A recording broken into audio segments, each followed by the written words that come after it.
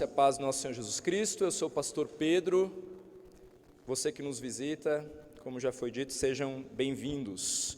Nós costumamos aqui na nossa igreja adotar um dos livros da Bíblia e então ir versículo por versículo, do começo ao fim, né? Então, ano passado nós estivemos em Josué, passamos por todo o livro de Josué. Mas agora em janeiro nós vamos ter algumas pregações, vamos dizer assim, não de um livro sequencial, né? Mas a de hoje, por exemplo, ela é uma pregação temática, mas ela não deixa de ser bíblica por causa disso. Então eu peço que você preste atenção redobrada, e o título aí que coloquei aí como para a nossa pregação de hoje, para a nossa meditação na noite de hoje, é o que está aí: eu me alegrarei em ti. Eu me alegrarei em ti. O que leva alguém a tomar essa resolução na vida? Eu me alegrarei em ti. Diante desse mundo, né, que jaz no maligno, regido aí por um sistema contrário a Jesus, que de fato odeia a palavra de Deus, os princípios do reino, estabelecido pelo Senhor Jesus Cristo, inaugurado pelo Senhor Jesus Cristo. Diante do mal que sofremos de terceiros, porque você sabe muito bem, nós sofremos, né, com o pecado de pessoas que nos cercam, da nossa família, dos nossos amigos, no nosso trabalho, na nossa escola, nós sofremos diante do mal que nos é feito. O que leva alguém a tomar uma resolução de vida para afirmar: eu me alegrarei em ti, diante de um mundo como esse que nós enfrentamos, diante do mal que nós mesmos somos capazes de realizar, tendo em vista a nossa carnalidade? Porque eu e você, apesar de alguns aqui até mesmo serem criados dentro de uma igreja, sabemos muito bem, a nossa carne milita contra o Espírito. O pecado é da essência do ser humano. É possível afirmar com verdade: eu me alegrarei em ti, sem que isso seja apenas mais uma frase, uma confissão positiva, de um pensamento positivo? É possível realmente afirmar essa frase e viver isso com propriedade, mesmo diante desta realidade que eu tracei aqui, desse mundo caído, do mal que cometem contra nós, do mal que nós mesmos cometemos contra outros e contra o nosso próprio corpo também. É possível, sem que seja apenas uma ideia, só uma vontade, um desejo. Então, que na verdade, né, e há quem viva a vida assim, né, com essa ideia de uma confissão positiva sobre determinada coisa, o pensamento positivo para que aquilo venha se tornar uma realidade, né? E é claro que não é esse tipo de alegria que nós devemos ansiar, que nós devemos buscar. Então, diante desse mundo dark, né, diante desse mundo de trevas, é possível alegrar-se de verdade? De verdade? Você consegue vivenciar a alegria de verdade? Então, afirmar: eu me alegro em ti, quando os planos estão sendo confirmados, quando a vida está no curso que você imaginou, quando tudo está do jeito que você gosta, é fácil, é tranquilo. Mas a prova dessa afirmação se dará no momento da adversidade, no momento da crise, no momento do improvável. Então, é claro que a construção, e as crianças conhecem muito bem aquela música, né? Não construa sua casa na areia, né? É claro que a construção da casa na rocha e não na areia se dá antes da tempestade. Ou seja, a resolução, a disposição do coração em afirmar, eu me alegrarei em ti, deve ser pensada e firmada em pressupostos bíblicos antes da crise. Antes do mal bater na nossa porta, nós devemos estar firmados, essa nossa declaração deve estar firmada em princípios estabelecidos na palavra de Deus, e não no nosso pensamento ou no nosso desejo positivo aí, né? Então, colocar o coração no lugar, no devido lugar, antes da crise, permitirá que você esteja mais capacitado a responder biblicamente diante das adversidades, diante das aflições, ainda mais sabendo que neste mundo, o que o Senhor Jesus Cristo afirmou, nós teremos de fato aflições, ali em João 16, versículo 33. Então, responder biblicamente não significa, responder biblicamente a essa série de adversidades, a este mundo caído, aos pecados cometidos contra nós, aos pecados que nós cometemos. Responder biblicamente não significa a ausência de dor, a ausência do sofrimento, a ausência do luto, a ausência do pranto. Parece que nós estamos andando numa sociedade que não suporta mais a frustração. Não, e você já deve ter ouvido aí algum vídeo, de como educar os seus filhos, preparando os teus filhos para a frustração. Porque hoje as nossas crianças, elas têm tudo e muito mais de forma imediata, rápida, e ninguém mais aguenta um videozinho de 30 segundos, ninguém mais aguenta, e aí já engloba todos nós não aguentamos mais a frustração. Parece que nós estamos vivendo essa vida fake, de imagens, e no fim das contas, perdendo de vista que nesse mundo nós teremos aflições, que esse mundo jaz no maligno. Então, responder biblicamente às afrontas desse mundo não significa que você terá então uma vida, um mar de rosas, sem nenhum problema, muito pelo contrário. A dor, o sofrimento, o luto, o pranto, faz parte desse mundo caído. Então não se trata de assumir uma postura triunfalista diante da vida como se nada nos abalasse. Não se trata disso.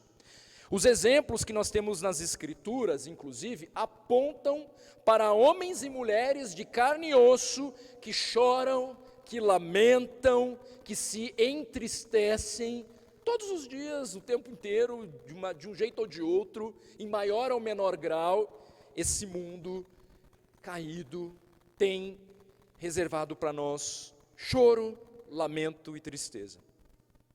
No entanto, até mesmo nessas reações, que quando a gente olha para a Bíblia, para os personagens bíblicos, nós vamos vendo eles passarem, por todo tipo de prova, por todo tipo de sentimento. Mas até mesmo nessas reações, o cristão, ele precisa ser diferente do incrédulo. O cristão precisa ter uma reação diferente daqueles que não temem ao Senhor Jesus Cristo, e servir como modelo, como referência, até mesmo diante da dor, até mesmo diante do sofrimento. Em 1 Tessalonicenses 4,13 nós lemos: irmãos, não queremos que vocês sejam ignorantes quanto aos que dormem. Aí fala aqui, daqueles que já morreram. Para que não se entristeçam como os outros que não têm esperança. Este versículo nos assinala uma verdade. O luto, a morte, ela traz dor para qualquer um. Por mais fé que você tenha no Senhor Jesus Cristo, espera a morte bater na sua casa e você certamente entrará no luto, no choro, no pranto. Isso é normal, mas aqui Paulo está alertando, olha, não sejam ignorantes aos que dormem. Ele está apontando para a esperança que eles têm, que nós como crentes temos de ressurreição, a doce esperança da ressurreição que o Evangelho tem para todos nós. E aí ele faz esse destaque: para que não se entristeçam como os outros que não têm esperança. Então, até mesmo na nossa luta em relação ao sofrimento, adivinha, nós temos que nos comportarmos, temos que ter uma reação que aponte para a esperança, que aponte para o Evangelho.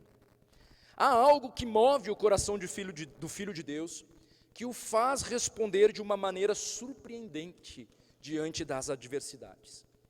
Essa capacidade, ela não está nele mesmo, mas está no próprio Deus, no poder do Espírito Santo agindo em nós e através de nós. Apesar disso, a nossa responsabilidade, ela não deve ser menosprezada. O caminho de Deus para as nossas vidas requer uma postura de total dependência dele, e essa dependência se manifesta com a nossa obediência, em nossa obediência. Então, alegrar-se nele, independentemente das circunstâncias, é um ato de obediência. Então, sim, você pode expressar seus sentimentos. Não tem como, diante de uma dor profunda, aguda, nós não expressarmos os nossos sentimentos. Mas olhe para os salmistas e perceba como a expressão dos sentimentos destes homens que escreveram esses salmos em circunstâncias adversas, muitos deles, acabam por conduzi-los para Deus, para quem Ele é.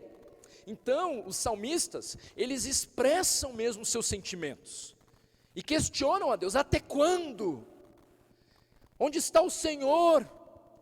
Até quando eu vou ficar aqui, à mercê dos meus inimigos? Os salmistas estão abrindo o coração, rasgando o coração diante de Deus com seus sentimentos, mas eles não se perdem em seus sentimentos.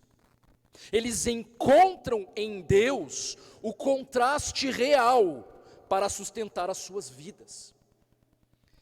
Então, se eles estão temerosos, com medo, eles acabarão por reconhecer a fidelidade de Deus. Se estão tristes, acabarão por reconhecer que em sua palavra há bálsamo para os seus corações. Entregar-se aos sentimentos, mesmo que as circunstâncias sejam muito difíceis, não é uma resposta bíblica de enfrentamento às crises. Não é. E é aqui que há o diferencial entre os que temem ao Senhor e os que não temem. É claro que estamos em pé de igualdade no que diz respeito à dor aguda, diante do luto, diante de uma enfermidade, diante da dor física, diante de uma traição, seja de quem for, diante de um filho que te desrespeita. A dor, o sentimento é o mesmo, não há distinção. Mas a reação do cristão deve ser diferente. Nós precisamos encontrar no Senhor e firmado nos princípios bíblicos, nas verdades bíblicas sobre quem Deus é e sobre quem nós somos, o caminho para nós lidarmos com o sofrimento de uma maneira que agrade ao Senhor. Mas vocês estão entendendo? Eu não estou dizendo que nós devemos agora, em nome da fé, mascarar a dor. Não se trata disso. Mas se trata de lidar com essa dor, mas não se tornando refém dos teus sentimentos. Inclusive, por meio do Espírito Santo, Ele nos dá domínio próprio. Então, nós vivemos numa cultura que tem nos enganado, nos feito imaginar que somos reféns dos nossos sentimentos, em várias áreas. A ira parece que seria isso também. Então é quase que a pessoa, quase que não é um pecado, a ira é quase tida como uma questão da personalidade da pessoa. Isso é uma mentira, isso é um engano. A ira é uma resposta pecaminosa, provavelmente diante de um direito que nós julgávamos ter e que nos foi tirado de alguma maneira, então nós respondemos pecaminosamente com ira. A ansiedade, a tristeza, são sentimentos que todos nós sentimos, passamos, mas eles não devem nos dominar. Então, há tempo de fato para todas as coisas, quando nós lemos em Eclesiastes capítulo 3. Há tempo de chorar, não é? Há tempo de rir, há tempo de festejar, há tempo do luto, há tempo de abraçar, há tempo de afastar, há tempo para todas as coisas. Então não entenda que eu estou dizendo agora que é para você mascarar em nome da fé aqui qualquer coisa. Muito pelo contrário, você deve abrir o seu coração para o Senhor, você deve desfrutar do corpo de Cristo, inclusive para confessar os pecados uns aos outros, e imagine se ali você não tem a dor, a vergonha, sentimentos que precisam ser expressados, vivenciados junto com o Senhor, junto com o corpo de Cristo. Então olhar para os salmistas é interessante ver estes homens rasgando o coração diante de Deus, e ao mesmo tempo em que fazem esse movimento, o Senhor os guia, e daqui a pouco, se você fizer uma leitura dos Salmos, repare nisso, como que eles rasgam o coração e ao mesmo tempo eles declaram a grandiosidade, a fidelidade, o cuidado, a provisão, no mesmo Salmo. Questão de 3, 4, 5 versículos, é o mesmo Deus que eles estão até quando? Depois, mas tu és a fonte que me sustenta, né? É o meu rochedo, e por aí vai. Depois faça essa análise desses contrastes aí nos Salmos. E aí, quem sabe, né, diante da dor, do sofrimento, das angústias do seu próprio coração, os salmos possam te servir de modelo sobre como você deve orar, sobre como você deve se achegar ao Senhor nos momentos de dor, de angústia, não se tornando reféns dos teus sentimentos, apesar de poder expressá-los diante desse Deus que nos ama e que deseja, apesar de saber de tudo, antes da gente abrir a boca, deseja essa intimidade e que nós nos acheguemos a Ele com intimidade. A nossa caminhada com Deus envolve uma vida de entrega total e dependência do Espírito. Nós precisamos, dia após dia, mortificar as obras da carne e nos inclinarmos para o que é do Espírito. E aqui há um conflito, como nós sabemos lá em Gálatas, né, capítulo 5, e mais uma vez esses versos aqui nos servem para dar respaldo para esta verdade que eu estou dizendo sobre como um cristão deve se mover diante do sofrimento. Não somos reféns dos nossos sentimentos. Por isso, digo, vivam pelo Espírito, e de modo nenhum satisfarão os desejos da carne.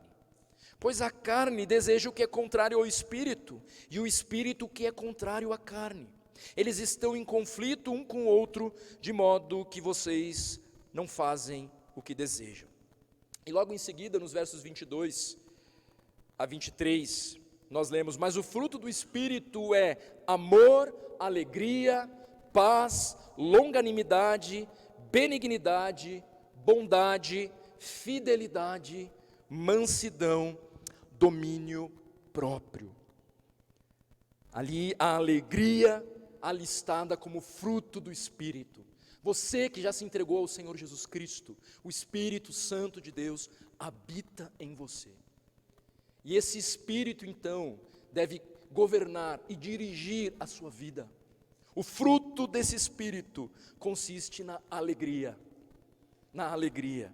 O Espírito produz impacto ao nosso estado interior, amor, alegria, paz.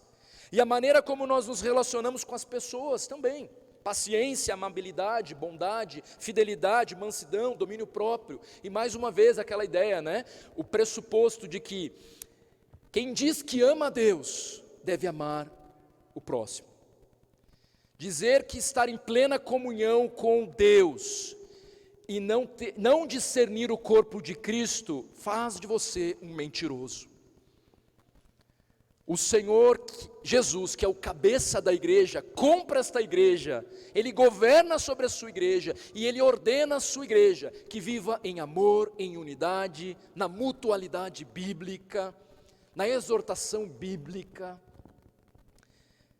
O Espírito produz impacto no nosso interior e isso se manifesta nos nossos relacionamentos, no exterior. Então, logo, se estamos em Cristo, uma nova realidade nos é apresentada. A capacidade de ser guiado pelo Espírito Santo. Porque sem Cristo, a palavra vai dizer o quê? Que nós estamos mortos nos nossos delitos, nos nossos pecados. Incapazes de agradarmos a Deus, inimigos de Deus. O brasileiro também tem essa outra ideia, né, de que Deus é brasileiro, de que Deus, né, é aquele amigão que vem aqui. Sem Cristo não há comunhão com Deus Pai, Deus Santo, Deus Todo-Poderoso. Nós somos incapacitados para agradar a Deus. Agora, em Cristo, uma vez tendo reconhecido os teus pecados e que necessitava de um Salvador, e reconhecendo em Cristo este Salvador, confiando que a morte dele na cruz foi suficiente para te resgatar das trevas para a luz, então ali, naquele momento de fé depositada exclusivamente em Cristo Jesus, o Espírito Santo de Deus passa a habitar naquele que crê. E então, a partir daquele exato segundo, inicia-se uma obra de santificação na vida desse cidadão. Uma obra que o Espírito Santo opera por meio da sua palavra, não por meio dos teus calafrios e achismos, mas por meio da palavra estabelecida pelo próprio Deus. É assim que o Espírito Santo de Deus ministra aos nossos corações. E é este Espírito que habita em todo aquele que nele crê, que dá do seu fruto, que nos capacita, meu irmão, minha irmã, a viver em alegria, a viver com a alegria que procede do Espírito, independentemente das circunstâncias. Nós somos capacitados a sermos guiados pelo Espírito Santo. Sendo assim, a alegria que nós devemos vivenciar não é uma alegria qualquer. Trata-se de uma alegria que vai além das circunstâncias. Como eu disse antes, não é a ausência de lutas e tristezas, não é. Então, mas uma consciência de quem Deus é, uma consciência de quem nós somos a partir de Cristo, e de qual que é o nosso propósito, tendo em vista a missão que nos foi entregue por Cristo. E se você não está atento a esta missão que você recebeu do Senhor, não tem como você viver uma vida consistente de alegria, fora da missão estabelecida pelo Senhor. É por essa razão, então, que, apesar de preso, por exemplo, o apóstolo Paulo, encorajando os demais, né, ali cantando com Silas na prisão, e essa história você encontra lá em Atos 16. Então nós vemos ali Paulo sendo guiado não pelos seus sentimentos. Ou vocês acham que Paulo não estava sofrendo naquela prisão? Vocês acham que ele estava ali jogando confetes? É claro que não. Estava sofrendo na própria carne, os açoites, aí todas as outras questões emocionais. Mas é claro que Paulo não se torna refém dos seus sentimentos. Embora, num outro contexto, ele até, ao escrever uma das suas cartas, ele diz: estivemos a ponto de desesperar da própria vida. Imagina a angústia de alma do apóstolo Paulo. O que aconteceu no decorrer da história que hoje eu e você nos tornamos tão mimizentos, como o povo gosta de dizer, né? Tão dodóizinhos, tão, magoei. E aí estamos criando meninos, meninas, incapazes de lidar com a frustração. Vocês acham que vai dar coisa boa isso aí? Temos que despertar. Temos que despertar enquanto é tempo de ensinar o que é a vida para os nossos filhos. E aí talvez tenha que começar com o teu próprio coração. Porque como foi essa semana? E eu mesmo me vejo muitas vezes, às vezes, cabisbaixo, porque tirei os olhos da missão, coloquei os olhos nos homens. E esse é um erro que nós devemos nos arrepender.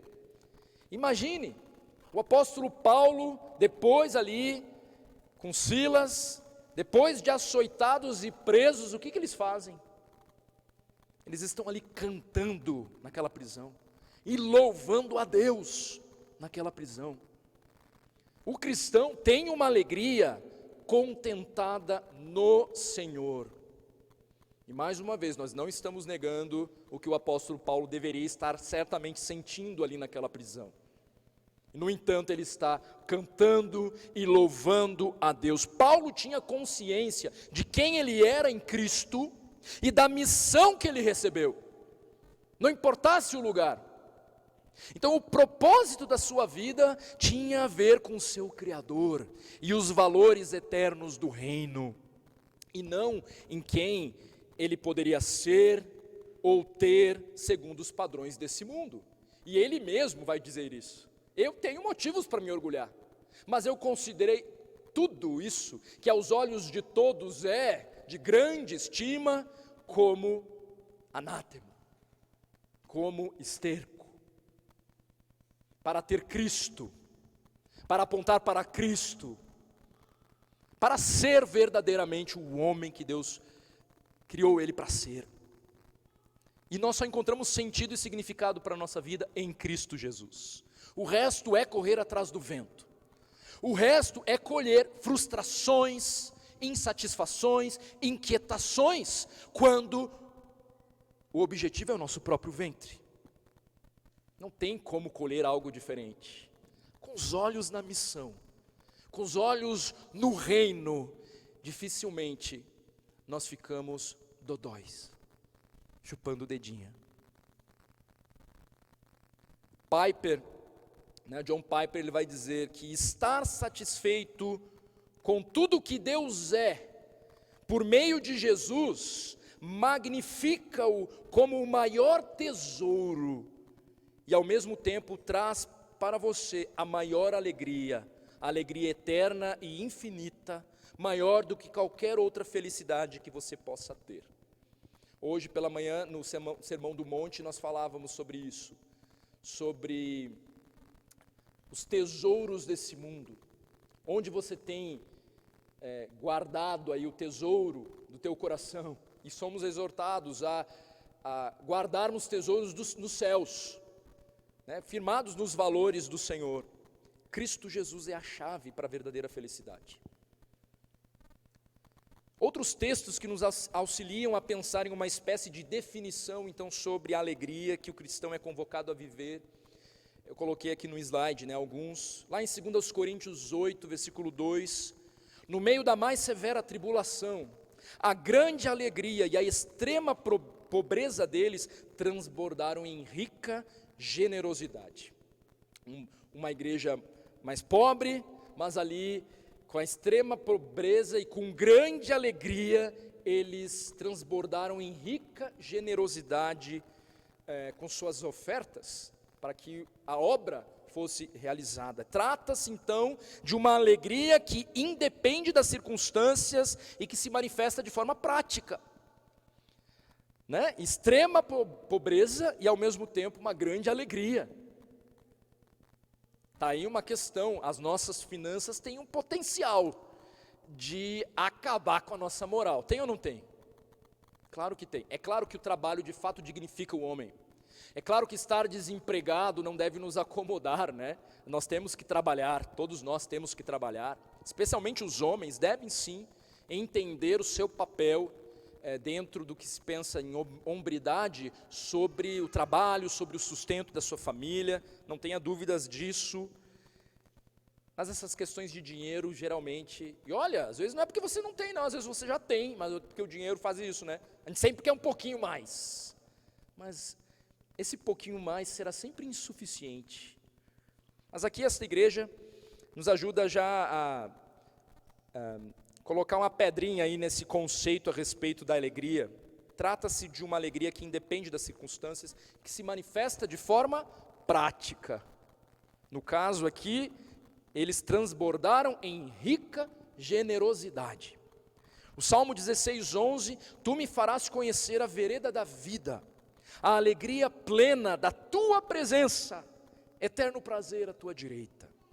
Trata-se de uma alegria que atinge a sua plenitude em Deus, em Cristo Jesus, a alegria plena da tua presença.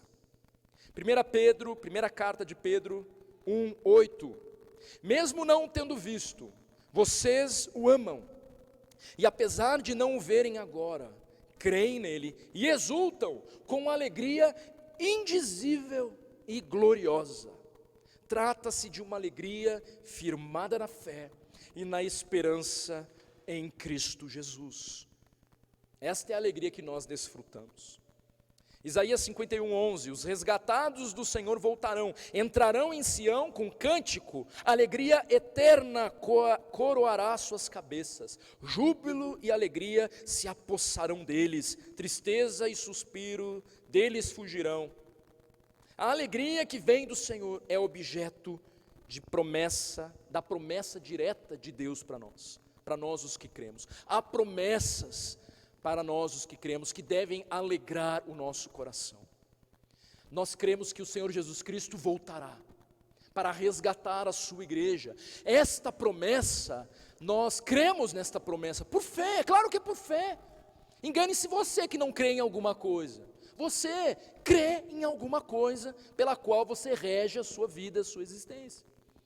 Graças a Deus, porque o Senhor abriu os nossos olhos no tempo oportuno, para que nós depositássemos a nossa esperança em Cristo Jesus e nas suas promessas. E Ele prometeu que voltará. E você crendo ou não crendo nesta promessa, Ele voltará. Mas felizes são os que escutam, e creem de fato nisso. A alegria que vem do Senhor é objeto das suas promessas. Meus irmãos, Ele é digno da nossa confiança. Em relação ao próprio Deus, é uma alegria que vem do Espírito Santo. Mais uma vez, agora em 1 Tessalonicenses 1:6, de fato vocês se tornaram nossos imitadores e do Senhor, apesar de muito sofrimento, receberam a palavra com alegria que vem do Espírito Santo. Apesar de muito sofrimento, receberam com alegria que vem do Espírito Santo.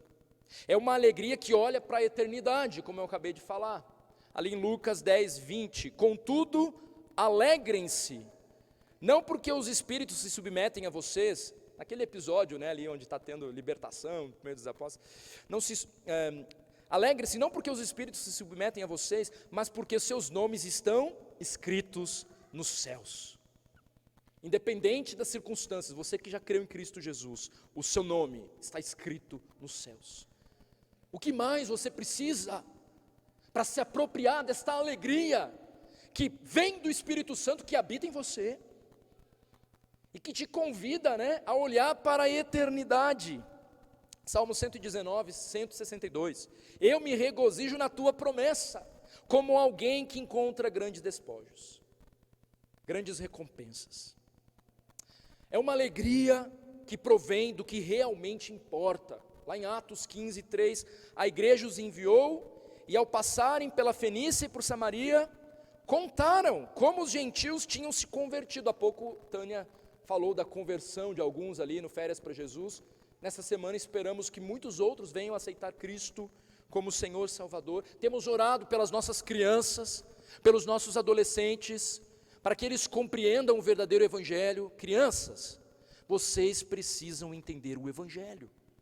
Quem é Jesus Cristo? O que Ele fez por vocês? Por que que isso é importante? Porque se você morrer sem Cristo, não importa a idade, você irá para o inferno. É isto que a palavra de Deus afirma, mas olha aqui, eles contaram como os gentios tinham se convertido, e essas notícias alegravam muito a todos os irmãos. O objeto da alegria destes irmãos eram outros se convertendo, eram outros reconhecendo que Cristo Jesus é o Senhor Salvador. É uma alegria então, essa alegria que eu estou me referindo nessa noite aqui, é uma alegria que provém do que realmente importa. É uma alegria que provém de um viver justo. A gente poderia citar tantos versículos, mas em Provérbios 21:15, quando se faz justiça, o justo se alegra. mas os malfeitores se apavoram. O justo se alegra com a justiça. O reino de Deus, os princípios do reino de Deus estão estabelecidos na justiça do nosso Deus. É uma alegria que provém do dar. Atos 20, verso 35. Em tudo o que fiz, mostrei-lhes que mediante trabalho árduo devemos ajudar os fracos, lembrando as palavras do próprio Senhor Jesus que disse: a maior felicidade em dar do que em receber. A alegria que está disponível para nós, os que cremos, ela está afirmada nesta verdade. É melhor dar do que receber. E a gente tem visto pelas manhãs, nos nossos devocionais agora em janeiro, né? A boa mordomia. O que o Senhor tem te dado, que você na verdade deve dar. E aí, envolve os teus recursos financeiros? Sim. Envolve os dons e talentos que Deus tem te dado? Também. Envolve, eu diria, até mesmo os teus filhos. O pastoreio que você precisa, eu estava brincando com a Carol ali, né? Que falta um para a gente mandar um para cada continente. Que assim seja. Mas falar isso para alguns pais hoje é motivo de, não, peraí, o meu filho tem que fazer o concurso tal para ganhar 20 mil por mês. Isso é pecado? É errado? Não, não é errado. Inclusive vai ter agora, né, várias vagas, milhões de vagas aí nesses concursos aí, não sei quem vai entrar nessa aí, minha esposa parece que vai. Mas o fim da vida não está no dinheiro, no que você pode. E talvez você, que Deus já abençoou, como eu já disse em outros momentos aqui, você se torna ainda mais responsável pelos recursos que Deus tem colocado nas tuas mãos. E aí, olhar com os olhos no reino, olhar para missões, especialmente. Cada um que se entenda com o Senhor. É uma alegria que vem do olhar para Cristo, no fim das contas, e para os seus propósitos. Meus irmãos, tende por motivo de toda alegria o passardes por várias provações, sabendo que a provação da vossa fé, uma vez confirmada, produz perseverança. Ora, a perseverança deve ter ação completa, para que sejais perfeitos e íntegros e em nada deficientes. Ali em Tiago 1, 2 a 4. Deus tem propósitos, inclusive com as provações, de cumprir os seus propósitos nas nossas vidas, do nome dele ser glorificado. Então, até mesmo na tribulação, eu e você podemos encontrar refúgio e fôlego para confiar nesse Deus, para confiar em Cristo e nos seus propósitos. Filipenses, a carta do apóstolo Paulo aos Filipenses, é uma das cartas da prisão. Ele escreve essa carta enquanto ele está preso. Paulo a escreve da prisão, e a grande ênfase da carta é uma exortação a quê? A alegria. A grande ênfase dessa carta, de um camarada que está preso, é a alegria. Em Filipenses 4:4 nós lemos: alegrem-se sempre no Senhor. Novamente direi, alegrem-se. E esse pequeno verso aqui tem muito a nos ensinar sobre alegria, e até ali o Hernandes Dias Lopes nos ajuda a entender um pouquinho melhor este versículo aqui. E primeiro, a alegria, olhando para esse verso, ela não é uma opção. O Evangelho trouxe alegria, o reino de Deus é alegria, o fruto do Espírito é alegria, e a ordem de Deus é alegrem-se, alegrem-se, alegrem-se. Esta é uma ordem, não é uma opção. Agora você precisa resgatar tudo que eu falei até aqui. Não é mascarar sentimentos, não é fingir está tudo ruim, peraí, deixa em tudo dar graças, peraí, perdi a minha mãe, que bom, quero agradecer aqui porque eu perdi não é isso, não é uma exposição tola, né, mentirosa das coisas, mas é uma alegria consistente, que olha para os princípios estabelecidos pelo próprio Deus. Então não é uma opção para nós, os que cremos. Como é que faz então, né? Tem que resgatar quem é esse Deus. Nós lemos alguns versículos aqui. tem que resgatar quem nós somos em Cristo. É uma alegria que é ultracondicional. Paulo diz que nós devemos nos alegrar sempre. Sempre. Ou seja, a nossa alegria, ela não depende das circunstâncias. Terceiro, a nossa alegria, ela deve ser cristocêntrica. É no Senhor. A nossa alegria é uma pessoa e não a ausência de problemas. E nós confundimos isso. A nossa alegria é uma pessoa, Cristo Jesus, o Deus encarnado, que morreu em nosso lugar e que ressuscitou ao terceiro dia, vencendo a morte e vencendo o pecado. E quem nele crê não é condenado, mas se torna justo diante de Deus, não por mérito próprio, mas pelo mérito dele exclusivo, lá naquela cruz. Isso deve alegrar o nosso coração, independentemente das circunstâncias. É a esta verdade, é ao evangelho que você tem que se agarrar. Quando? Antes da tempestade. Antes. Porque quando a tempestade chegar, você estará firmado na rocha que é Cristo Jesus. É antes. É agora.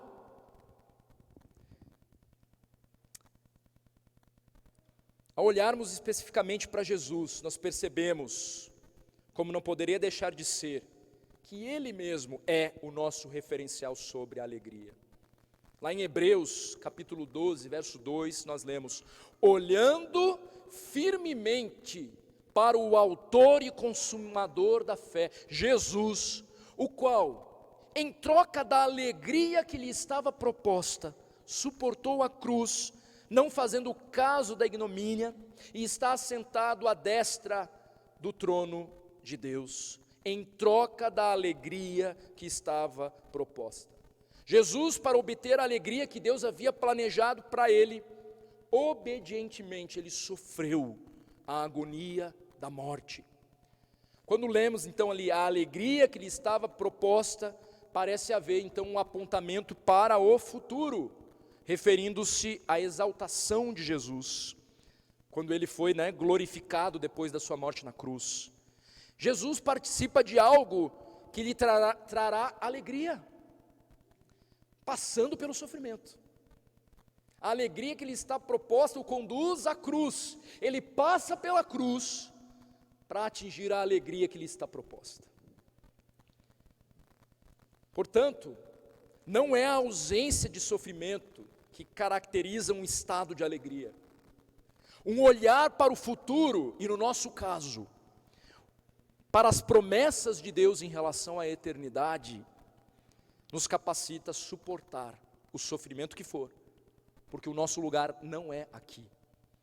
Além de entender o conceito, a verdade desse Deus que é soberano, olhar para as promessas, meus irmãos, olhar para o futuro, isso traz amparo, consolo e nos sustenta para os tempos de adversidades. E talvez você esteja sufocando nos teus sentimentos, perdendo o controle disso tudo, porque você tirou os olhos.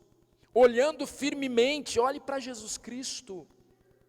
Ele pode, Ele tem doces promessas, promessas valiosas para cada um de nós. Nós devemos crer nas suas promessas e aí então encontrar refúgio. Essas verdades por si só, elas já deveriam realinhar a maneira como nós enxergamos a vida e o modo como nós entendemos a alegria, o contentamento, a satisfação. Mas fato é que nós precisamos de um engajamento em um processo de mudança específico, porque esse é o caminho de Deus para toda a transformação nas nossas vidas. Então, uma distinção importante nós precisamos fazer quando nós estamos pensando nessa questão da alegria, e é claro que com isso nós estamos pensando também na tristeza, e como lidamos com tudo isso. Uma distinção importante: a maioria das pessoas experimenta em algum período da vida, em maior ou em menor grau, em maior ou menor proporção, com uma duração também variável, um estado de tristeza. Nós vamos passar por isso. Um abatimento. Isso é normal, como eu falei. Isso é comum a esse mundo caído. E algumas vezes o estado de abatimento, ele persiste ao longo do tempo. E aí se caracteriza por uma profunda perda de esperança que resulta, muitas vezes, em prejuízo das atividades normais do indivíduo e do cumprimento, das suas responsabilidades. Você deve conhecer alguém que uma vez se viu abatido e este abatimento foi tomando proporções no seu coração a ponto dessa pessoa ficar quase que imobilizada, inerte, incapaz de cumprir as suas atividades normais, as suas responsabilidades. E aí o que nós poderíamos chamar aqui de um desfalecimento. Então nós podemos, se não cuidarmos e não tratarmos o nosso coração, sair deste momento de abatimento que é normal e comum a todos nós. E a gente precisa entender isso. Mas se não cuidarmos, daqui a pouco nós assumimos uma postura e colhemos um fruto do que poderíamos chamar de um desfalecimento. Uma progressão desse abatimento. E aí nesse desfalecimento, aí já estamos incapazes de cumprir com as nossas responsabilidades básicas. Um passo importante é verificar então os elementos envolvidos no abatimento, para que possamos evitar o desfalecimento. É com essa consciência que nós seremos capacitados a dizer como o apóstolo Paulo. O apóstolo Paulo fala: em tudo somos atribulados, porém não angustiados, perplexos, porém não desanimados, perseguidos, porém não desamparados, abatidos, porém não destruídos. Olha ele reconhecendo o abatimento, mas ele botando porém. Ele reconhece o abatimento, comum a todos nós. Esse mundo jaz no maligno, mas ao mesmo tempo tem o contraste. Não caímos num desfalecimento, porém não destruídos, abatidos, porém não destruídos. Fatores que podem contribuir para um abatimento e uma tristeza. Primeiro, as circunstâncias da vida, no mundo imperfeito e o pecado de outros. Pressões, frustrações, maus tratos, perdas reais, concretas, separação, mudança, por morte, por perda de emprego, finanças, trabalho, coisas mais abstratas, preocupações, o ambiente ali onde você convive, a situação atual do mundo, a situação política, insegurança, violência, circunstâncias da vida podem nos conduzir a um abatimento. O nosso pecado pessoal, a desobediência a princípios bíblicos, a inveja, a comparação, a amargura, a ira, pecados na área sexual, autocomiseração, alvos inadequados sem considerar o reino de Deus. Esses pecados contribuem para o abatimento, para a tristeza da nossa alma. Uma culpa não tratada biblicamente, a falta de boa mordomia com o corpo, com o tempo, com as finanças, temor aos homens, temer mais a opinião dos outros do que o que Deus pensa, conceitos errados a respeito de Deus, da vida, de si mesmo, do futuro, tudo isso, limitações do corpo, inconformismo com a maneira como Deus te criou, tudo isso é pode ser uma fonte que contribui para um abatimento da sua alma. Como viver neste mundo sem chegar ao desfalecimento? Então, com tudo isso eu estou querendo dizer o seguinte: o abatimento faz parte deste mundo, mas nós temos os recursos e ao nosso alcance, por meio do Espírito Santo, uma maneira totalmente diferente, que deve servir de testemunho para esse mundo de trevas, não mascarando nada, mas tocando nos princípios do reino, da eternidade, com os olhos em Cristo Jesus. Como viver neste mundo, então, sem chegar ao desfalecimento, uma vez que todos nós, de uma maneira ou outra, vamos acabar abatidos, em maior ou menor grau? Primeiro, aceitar que Deus está no controle de tudo, e que Ele é bom. Identificar o conjunto de fatores que podem contribuir para um abatimento, faz parte do entendimento bíblico do problema. Você entender por que eu estou abatido, qual foi a causa. Nossa, realmente isso daqui faz sentido, Mas saber que cada um desses acontecimentos que eu alistei aqui, a gente poderia aumentar essa lista, eles não escapam do controle de Deus, é o antídoto. Você olhar para as causas e saber, é por causa disso, é por causa daquilo, eu estou abatido por causa disso, por causa daquilo, faz parte do processo, mas você saber que Deus está no controle de tudo, é o remédio, é o bálsamo para a sua vida. Como não chegar ao desfalecimento? Acertar a perspectiva do coração. E aí você tem duas alternativas.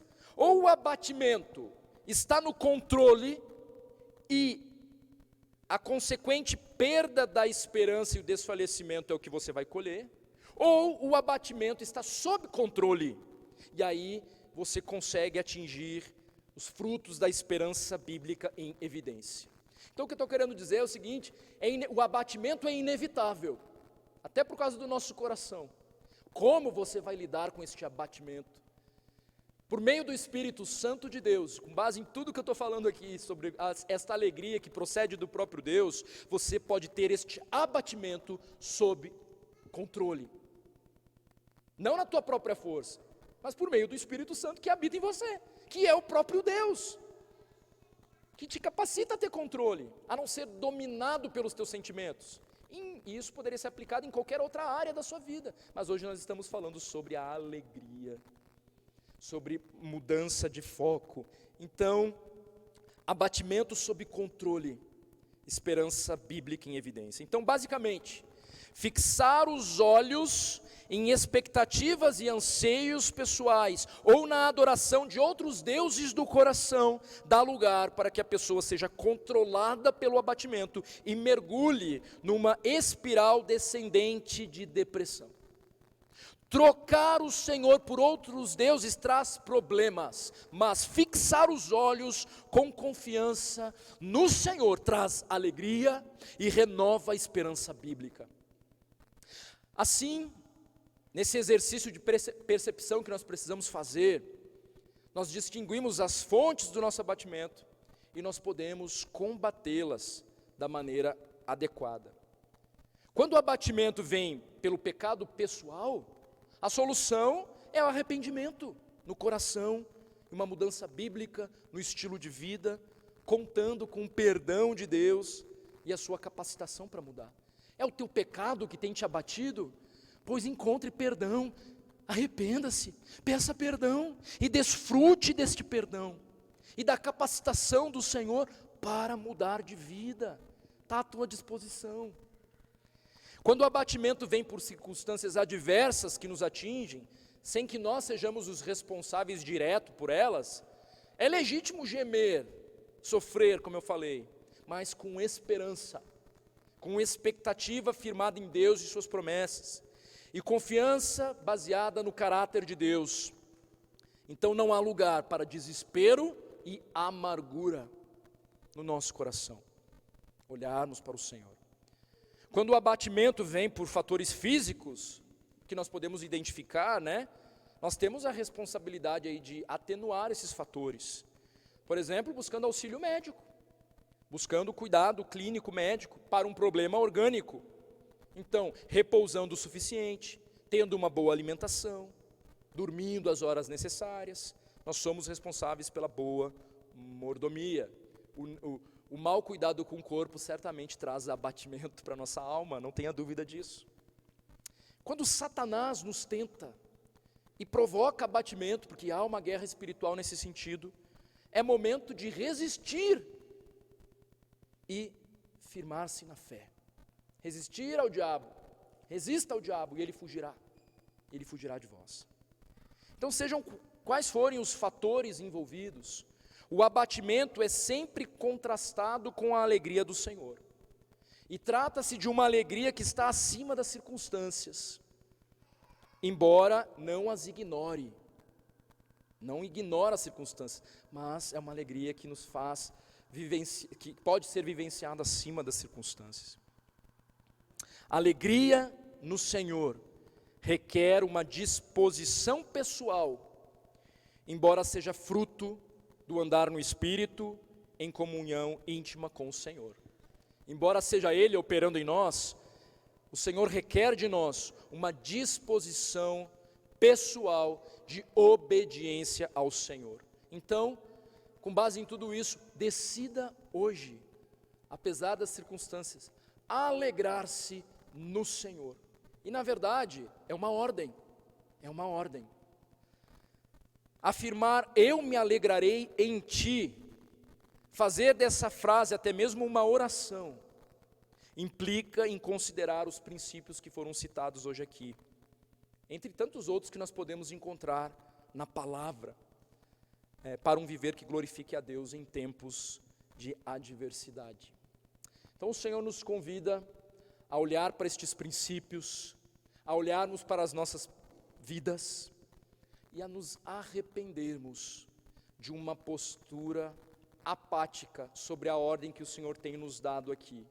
Porque, claro, como bem falou o apóstolo Paulo, né? Em tudo somos atribulados, porém não angustiados, perplexos, porém não desanimados, perseguidos, porém não desamparados, abatidos, porém não destruídos. E por quê? Porque Cristo Jesus é a nossa esperança. Cristo Jesus deve ser a fonte de vida do cristão. O que tem tomado conta do teu coração, trazendo ansiedade, inquietações de alma, preocupações, um abatimento que não passa e que daqui a pouco tem te imobilizado de fazer e de cumprir com as tuas responsabilidades? As causas são muitas e certamente, em maior ou menor grau, todos nós aqui poderíamos falar alguma coisa a respeito disso. Mas o convite do Senhor é para que nós, os que cremos, nós possamos fazer diferença, mesmo em meio a tamanha dor, a tamanho sofrimento. Nós podemos lembrar dos irmãos Christian e Larissa num momento como esse. Sim, há algo drástico ali acontecendo, mas há outras tristezas e angústias e sofrimentos de outra ordem, e que o Senhor te convida a ser um testemunho vivo da sua graça, do seu poder, para que esse mundo olhe e diga: hã? Como assim? O que move este camarada, que apesar de ter sido agora humilhado pelo chefe, continua servindo do mesmo jeito? Continua fazendo tudo certinho? E o mesmo se aplica a marido e mulher, aos filhos com os pais. O que tem te causado dor? O Senhor te convida a ter uma resposta bíblica. Somente em Cristo Jesus você poderá responder. E graças a Deus, porque por meio do seu Espírito, Ele nos capacita a viver alegre, independentemente das circunstâncias. Ele nos resgatou para uma nova vida. Vamos nos colocar em pé e vamos orar.